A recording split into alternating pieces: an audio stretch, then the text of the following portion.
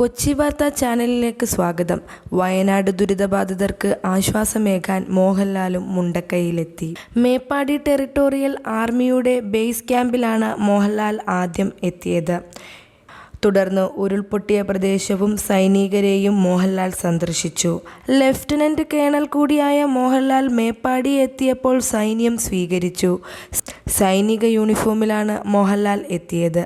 കോഴിക്കോട് നിന്നും റോഡ് മാർഗമാണ് വയനാട്ടിലെത്തിയത്. നേരത്തെ മുഖ്യമന്ത്രിയുടെ ദുരിതാശ്വാസ നിധിയിലേക്ക് 25 ലക്ഷം രൂപ മോഹൻലാൽ സംഭാവന ചെയ്തിരുന്നു. മോഹൻലാൽ പങ്കുവച്ച വൈകാരികമായ കുറിപ്പും ഏറെ ശ്രദ്ധ നേടിയിരുന്നു.